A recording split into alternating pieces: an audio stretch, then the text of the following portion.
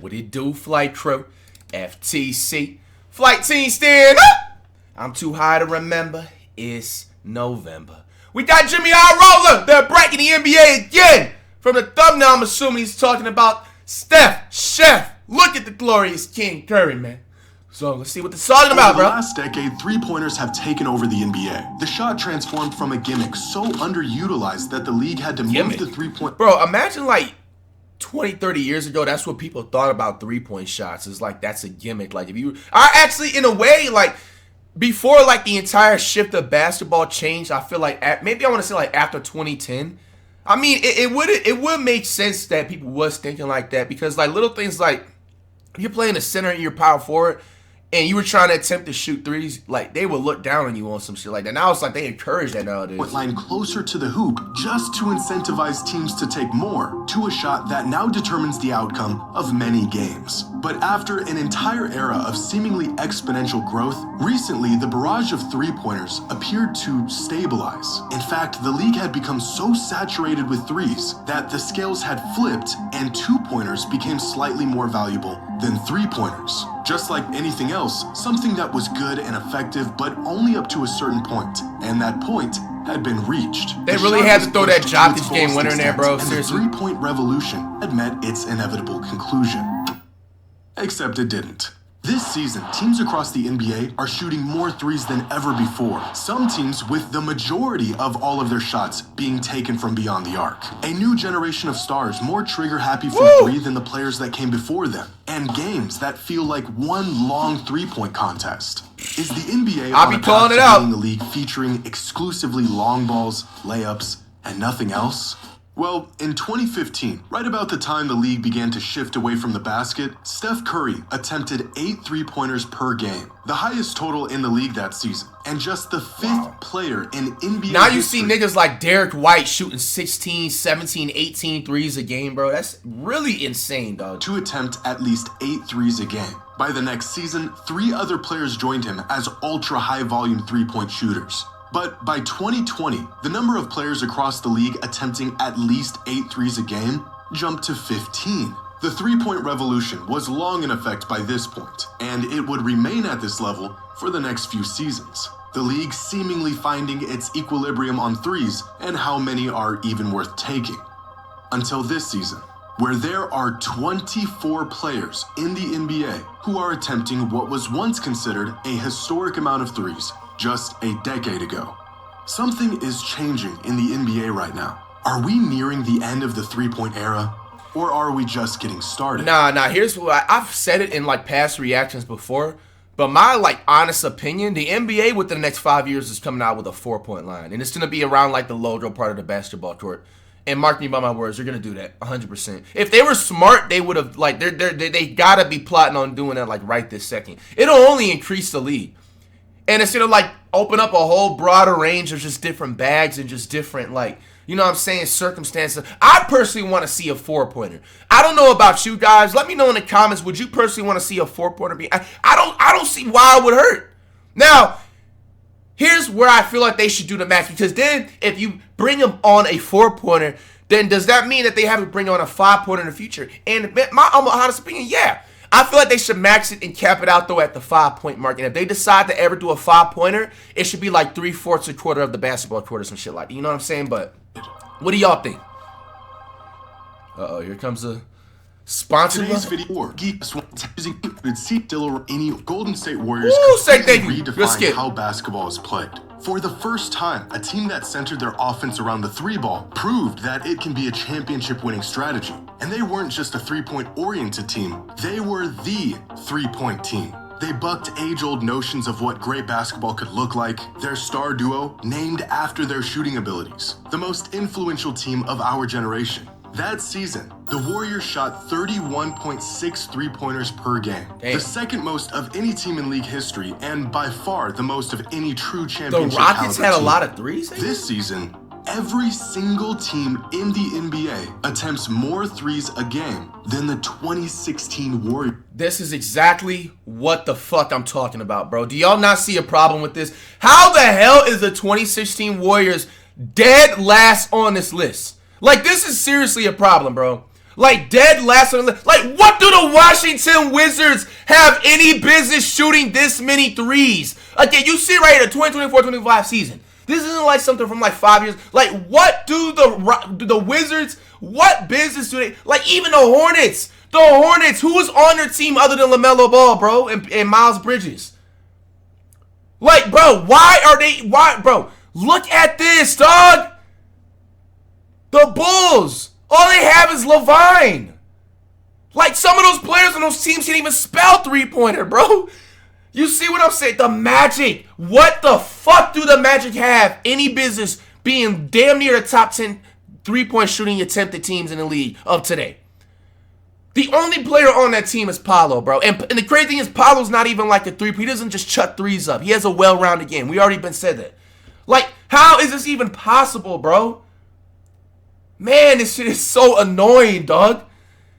Like, and then you see the Celtics, like the biggest followers in the league, bro, shooting 51 threes attempted, and they're averaging 51 threes attempted in the game, bro.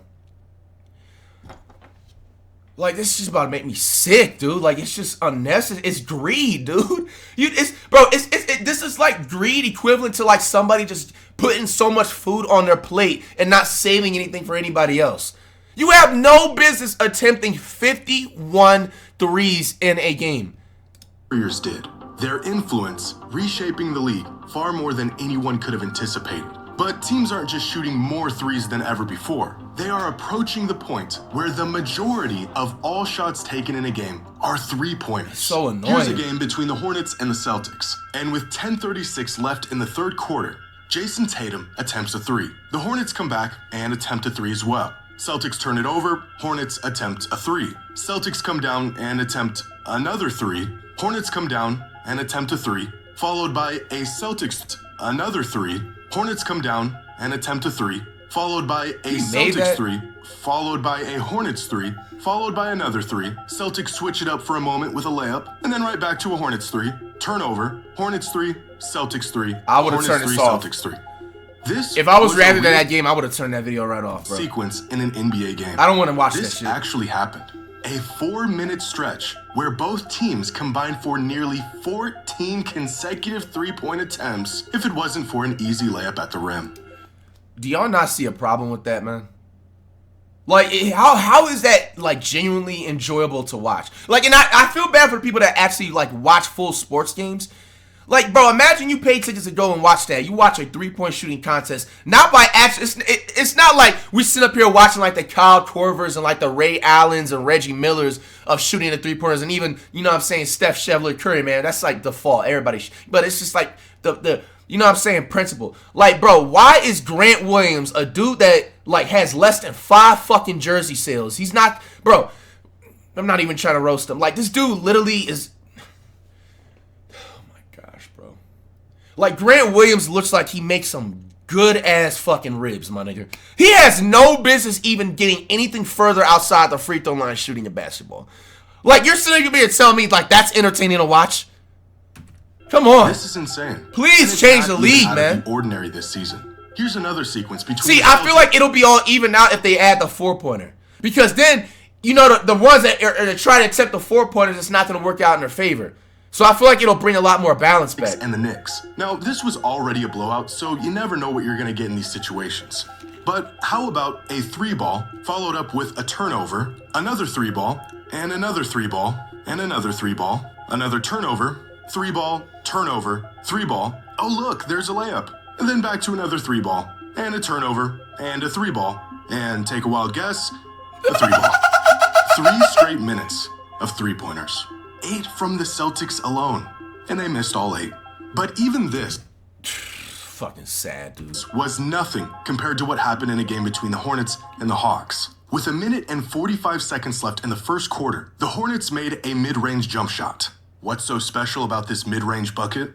Well, nothing, other than the fact that this would be the last shot they would make outside of layups and three-pointers for the rest of the entire game. That's sad. For the next 37 minutes of game time, outside of free throws, every single point the Hornets scored until the end of the game was from right here or out here. In fact, throughout this entire game, the Hornets scored 120 points. Only 4 of them came from a shot that wasn't a three-pointer, a layup. Do y'all not see a problem with this? If you don't see a problem with it, man, you just gotta be a D-Rider at that point, dog. Like, or a free throw. Has the complex, rich, and diverse game that we love truly been reduced to this? It certainly feels that way at times. Through 100 games so far this season, a whopping 42% of all field goal attempts have been from beyond the three-point line, a total that has nearly doubled since 2012. Sometimes it feels like we're watching one big three-point contest. Yes, because it is. at times, we are. In fact, at the current rate the league is going, which may or may not continue, half of all shots taken in an NBA game will be three-pointers by the 2032 season. But it's not just that teams are attempting more three-pointers. Teams have regressed to taking only the best, most efficient shots on the court. Three-pointers, layups when they're available, and hardly anything in between. Excluding free throws, 86% of all points scored from NBA teams this season have been from beyond the three-point line or within 6 feet of the basket. 20 years ago, only 65% of all points were scored from these zones. Now, this upward trend of near and far and nothing in between may not continue. Over the past few seasons, there has been some stagnation in three-point attempt rate, so there may be a shift in the other direction in the coming years. But the NBA tends to follow the leader.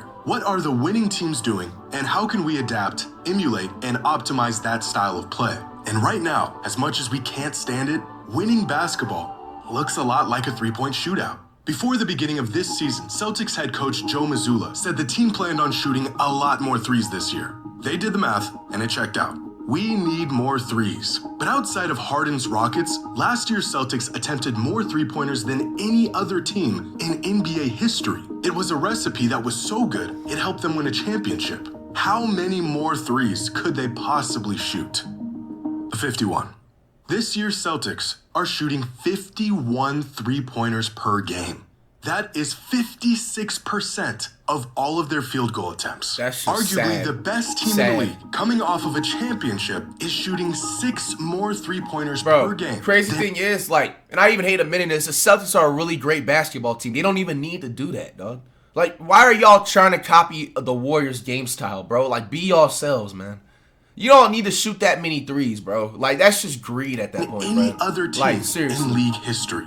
But are three-pointers and the sheer volume of them really a recipe for winning basketball? Is this truly the future of the game and what teams will need to do to compete? Well, so far this season, teams that win the three-point battle, when they score more net points from three-pointers than their opponent, have won 72% of the time. And this one metric has been more indicative to winning than just about any other. Last season, there was an 85.6% correlation between three-point percentage and winning percentage, the strongest correlation between the two variables in NBA history. Make more three-pointers, greatly increase your odds of winning the game. But that's pretty obvious. Of course, making more threes will better your odds. We have seen massive underdogs win games by pouring in three-pointers and hitting more than they probably should have. Will teams eventually reach the threshold of three-pointers that are worth taking in a game? Or is the shot just so valuable that we will inevitably see a league that finds no value in taking any shot outside of the long ball? There must be a sweet spot between shooting exclusively threes and no threes, where we will eventually see the limit of good, viable three-pointers. Oddly enough, the league may have already met that limit. As previously mentioned, three-pointers used to yield more points per shot than two-pointers for many years. Teams eventually figured this out and they capitalized on it. But this inadvertently led to two-pointers becoming more valuable. As teams focused their defensive efforts on stopping the three ball, they got spread thin, the rim opened wide up, offenses got rid of long mid-range jumpers, and for the first time in over 3 decades, two-pointers produced just as many points per shot as three-pointers. How do we know if or when teams are shooting too many threes? Well, intuitively, it would be at the point where three-pointers lose their statistical advantage over twos, which has already happened. The problem of too many threes has already statistically corrected itself. But despite this, the Celtics and many other teams are committed to shooting more threes than they previously did. They are aware of the data, and they still decided that upping their three-point rate is the answer. Steve Kerr has said that it would be hard for the Warriors to compete without shooting a high volume of threes. Mike Budenholzer said he thinks the sport is in a good place, and that threes create more space to be more athletic and dynamic going to the basket. Devin Booker, a player who utilizes and values the mid-range game as much as any player in the league, said the volume should be up. Attempting the three-point shot, not even making it, stretches out the defense and opens up better looks throughout the game. Yeah, but Teams abusing know it that the is not going to help. today aren't as valuable as they are in spite of threes. Two-pointers today have become so valuable because of threes. As Devin Booker stated, that's what I'm saying. Like, bro, like, see, I'll literally be like doing reverse psychology, bro. Like, nigga, I'd be motherfucking get the ball from. I'll still be shooting threes if I'm in the NBA. But I'm just doing hella more pump fakes and just like rim running all the time because that rim's gonna be open. They're expecting you to shoot the three. The spacing and ball movement that there's gonna be one NBA player that's gonna understand what I just said right there, and literally like average like 30 points a game just rim running because they're gonna be able to just pump fake all game. They're gonna think they're gonna shoot the three and just go to the rim or do a mid-range provides shot. to teams creates an incredible advantage compared to any other shot. In fact, it's no coincidence that points per shot on two-pointers began to climb rapidly at the same exact time as the three-point revolution. When you force teams to guard the three, you also force them to give up the two. This whole time, we've been watching these games thinking teams are shooting way too many threes. And all along, they weren't just shooting threes because they're worth more points. They've been shooting more threes to create more points in other areas. The direct benefits of volume three-pointers actually plateaued quite a while ago. Teams aren't yielding more points per shot on threes today than they did a decade ago. But the indirect benefits of volume threes continues to grow the more teams make and take them. Which means, in theory, the number of threes we're seeing teams take could continue to climb, despite the fact that they are already at the peak of their direct... I'm not gonna lie, like the day I react to an NBA team like shooting 70, like that, I think that's gonna be the match. Like if I see 70 attempted threes, that's not the Warriors, I might have to take a break from watching the NBA for like 3 months or a year or something, bro, because that just is unbearable. I don't think nobody wants to see that, bro. 70. Imagine like a team comes out one night and attempts 70 threes. Oh, yeah.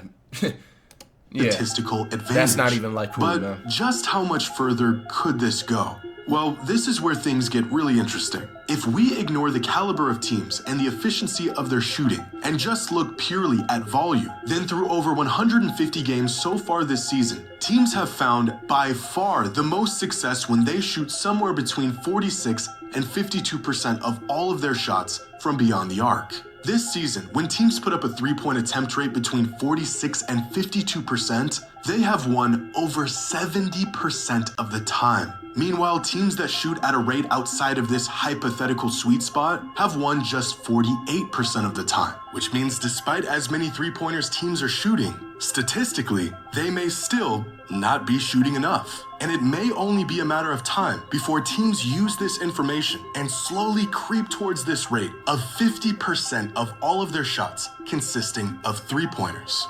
Last week, Nick Wright had a great monologue discussing the advantages of volume three-point shooting and how teams who can design an effective offense built around them have an incredible statistical advantage. The league needs to change some rules. They have finally figured out it's not only that 3 is worth more than 2, it's that 3 is worth a lot more than 2. Because there is a 50% premium on three-point shots, the smart way to play is probably this what nigga's the talking like it's like a subscription to buy 3-point. did on opening night. Shoot 60 of them things. That is the best strategy. That is also terrible television. And I love the league. I love it. But this is not sustainable. Oh yeah. Yeah, bro. All right, now he's speaking facts. Yeah, the NBA keeps it up other than the Warriors, like everybody just chucking up threes.